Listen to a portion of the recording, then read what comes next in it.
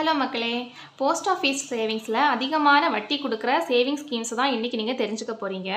முதல்ல வந்து போஸ்ட் ஆஃபீஸில் இருக்கிறதுலே அதிகமான வட்டி கொடுக்குறது வந்து 8.2% உங்களுக்கு வட்டி கிடைக்கும். ஸோ அதில் வந்து 2 ஸ்கீம்ஸ் இருக்குது.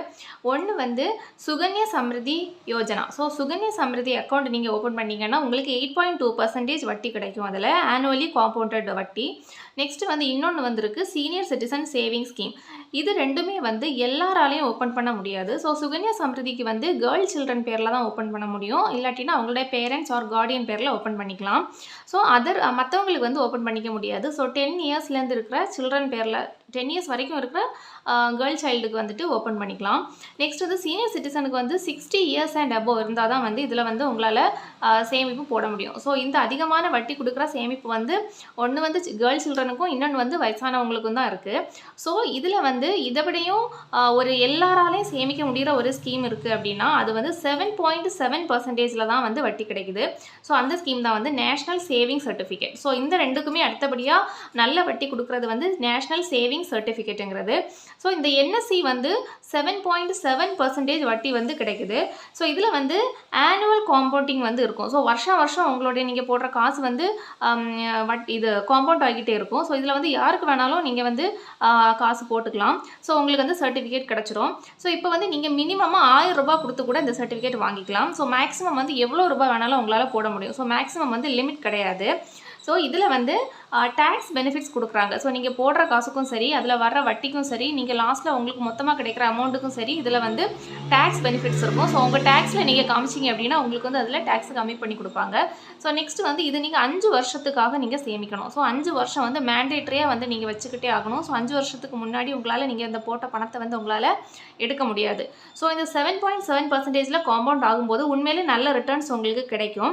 இன்னொரு விஷயம் என்ன அப்படின்னா வந்து நீங்கள் நார்மலாக உங்களுக்கு சேவிங்ஸ் பண்ணணும் அப்படின்னா அதுக்காக வந்து நான் சேவிங்ஸுக்கான வீடியோ நான் தனியாக போட்டிருக்கிறேன். ஸோ அதில் வந்து என்னோட போஸ்ட் ஆஃபீஸ் ஸ்கீம்ஸ் வந்து நான் இன்க்ளூட் பண்ணலை.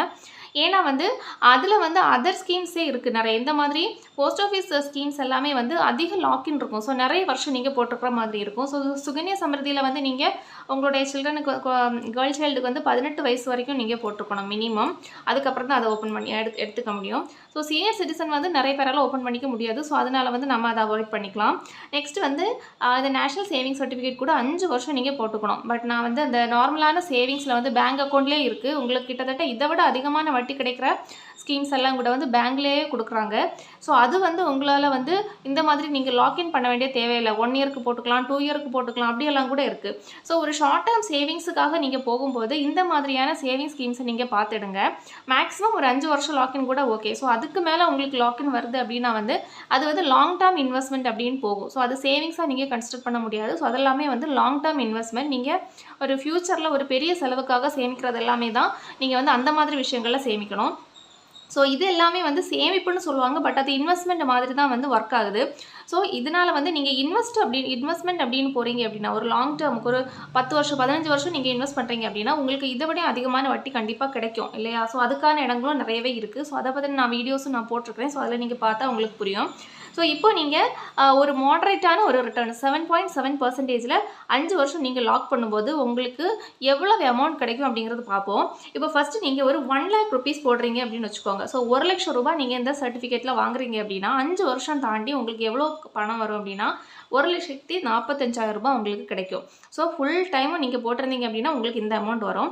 இதே நீங்கள் ஒரு 5 லட்சம் ரூபாய் நீங்கள் இந்த சர்டிஃபிகேட்டில் போடுறீங்க அப்படின்னா உங்களுக்கு 7,24,000 ரூபாய் உங்களுக்கு வந்து 5 வருஷம் தாண்டி உங்கள் கையில் வந்திருக்கும்.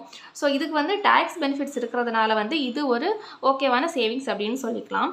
ஸோ இதுக்கப்புறம் வந்து இதை விட கொஞ்சம் கம்மியான வட்டி கொடுக்குற போஸ்ட் ஆஃபீஸ் ஸ்கீம் வந்துட்டு 7.5% வட்டி கிடைக்கிற ஒரு ஸ்கீம் இருக்குது. அதுதான் வந்து கிசான் விகாஸ் பத்ராங்கிறது. ஸோ இதுவும் வந்து ஒரு சர்டிஃபிகேட் மாதிரி தான். இந்த பத்திரத்தை நீங்கள் வாங்குறீங்க அப்படின்னா இதுவும் வந்து ஒரு 1000 ரூபாயிலேருந்து மேக்ஸிமம் எவ்வளோ ரூபாய் வேணும்னாலும் உங்களால் வாங்க முடியும். ஸோ இதுலேயும் வந்து உங்களால் வருஷம் இந்த பணம் வந்து காம்பவுண்ட் பண்ணிக்கிட்டே இருக்கும். ஸோ இந்த 7.5% வட்டியில் வந்து இந்த பணம் வந்து கூட்டு வட்டி முறையில் காம்பவுண்ட் ஆகிட்டே இருக்கும் உங்களுக்கு.